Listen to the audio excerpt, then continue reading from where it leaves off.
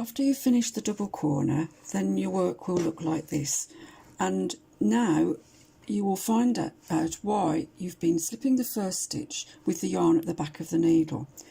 Because the effect of that is that it gives you these loops at the end of the row, which are the loops that you pick up as you progress along. This is the first piece where you knitted the 18 rows and you started the corner there, the first mitered corner. So now we're going to be working our way over here and picking up loops so that we end up with a square of knitting at the top here. So you start off, and this is step 4, row 1 and row 2.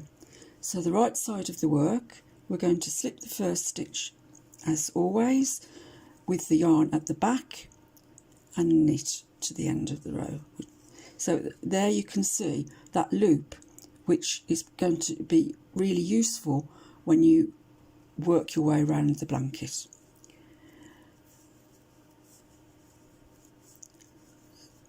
So we're knitting 8.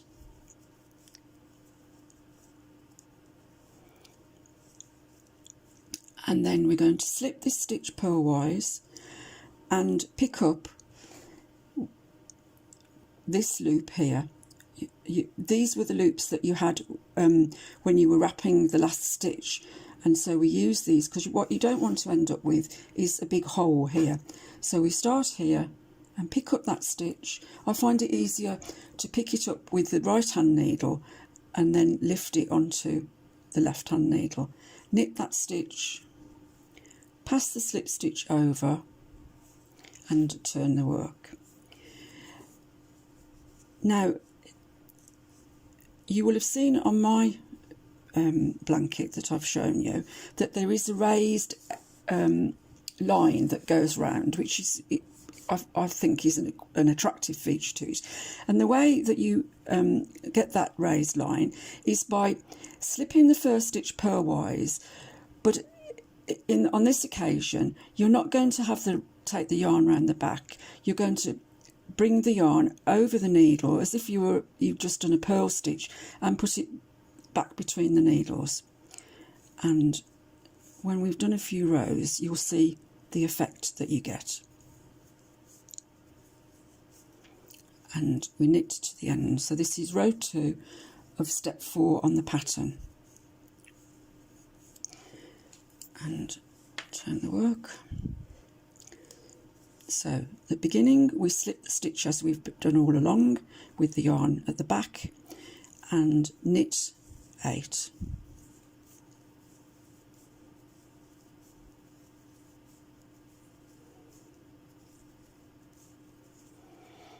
And slip that last stitch and pick up the next loop that you can see on the edge of the knitting.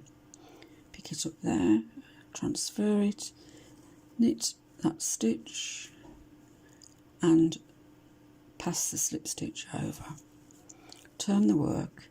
Now the easiest way of getting the effect that I was saying is if you, as we did right at the very beginning of the mitered corner, if you put your needle underneath the yarn, then slip the stitch, put the yarn back and knit to the end, and that's the way that you will get the effect of the raised line going round the blanket.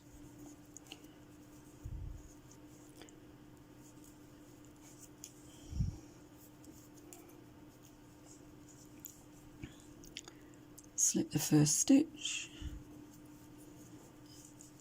and knit 8.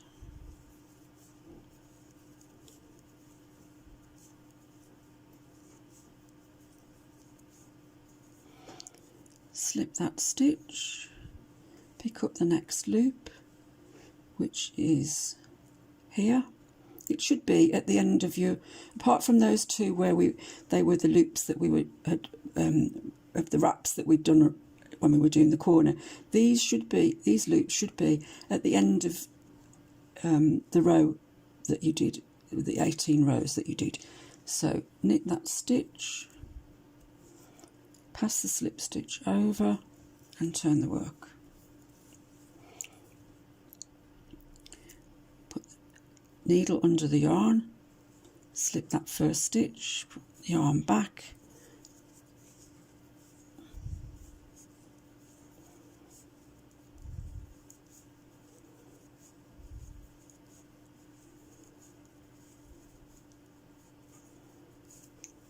turn the work, and I'll do just 2 more of these so that you can see the effect, and then I will carry on to the end without the video going.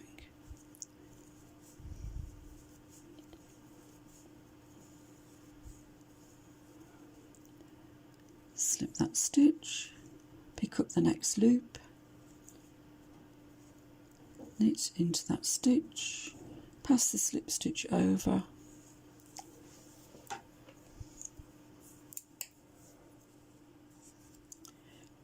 yarn over the needle, or needle under the yarn, slip the stitch, put the yarn back.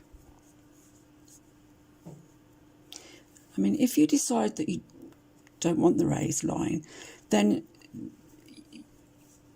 you can just do as the pattern says, slip 1 purlwise, and not worry about where you've got the yarn, and that will do the trick. And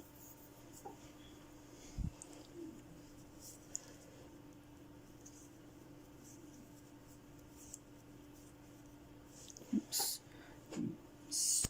yarn is stuck. Here we go to knit 8, slip that stitch, find the next bump, pick that stitch up, knit it and pass the slip stitch over. Now you can probably see this line, this raised line that's beginning to appear as we work our way up to the top. So carry on with step 4, row 1 and row 2, and I will meet you again when we get to the top of the square.